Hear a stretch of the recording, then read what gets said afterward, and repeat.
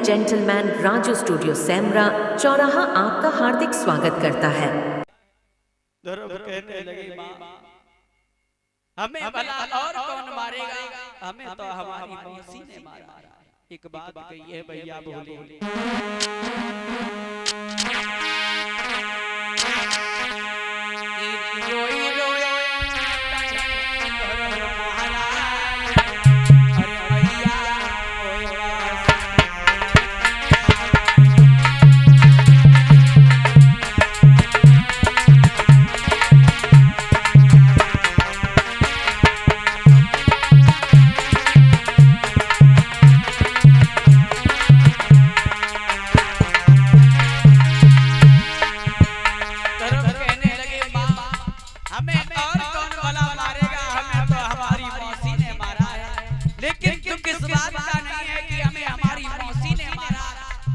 ये दुख नहीं है, दुख तो इस बात का है भैया, हमें हमारी मौसी मारती रही लेकिन अपने पिता ने एक शब्द भी नहीं कहा।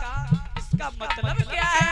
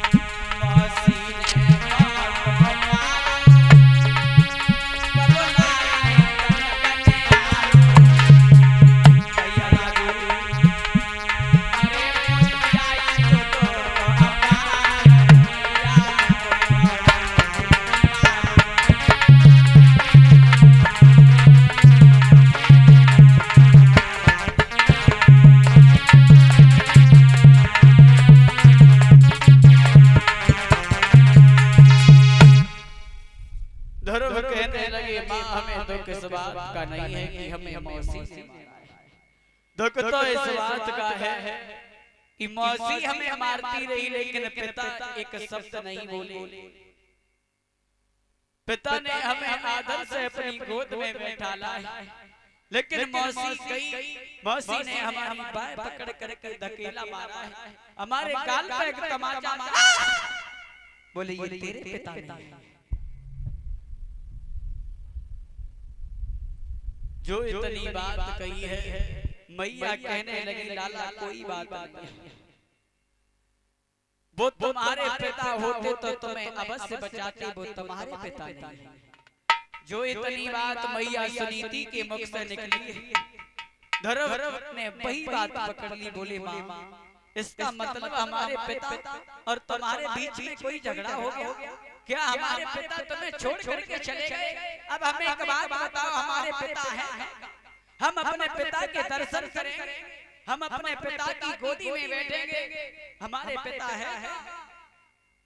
मैया सुनीति कहने लगी लाला तुम बड़े हो जाओगे, हजम जंगल में भजन करने जाओगे, तब तुम्हारे पिता के दर्शन होंगे। बोले मैया हमें एक बात बता दे, हमारे पिता हैं तो हैं कहाँ?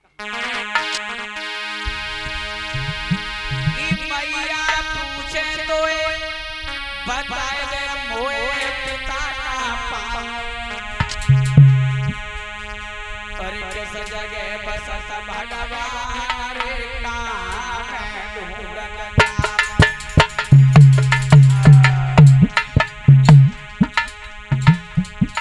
धर्म कहने लगी माँ अब हमें इतनी बात बता दे हमारे पिता हैं अब हम बड़े हो गए हैं मैया अब हम अपने पिता के दर्शन करें हम अपने पिता की गोद में बैठेंगे हमें एक बात बता दे मैया पिता है तो है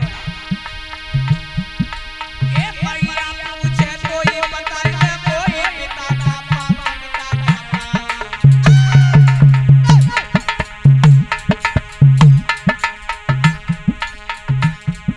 ये सरकार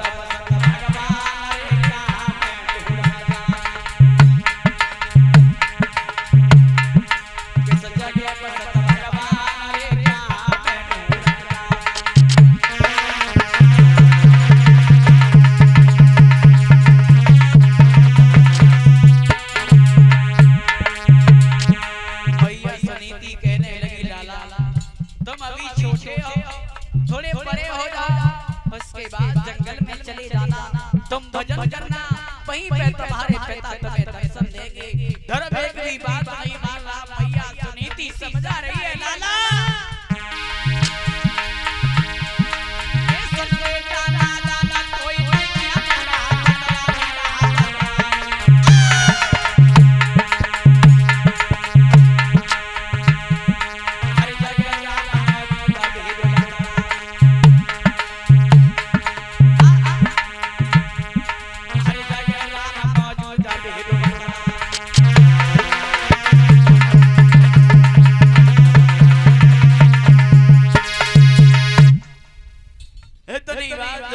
सुनीति ने बताई है कहा है लाला तुम अभी नहीं थोड़े से बड़े हो जाना तब चली जाना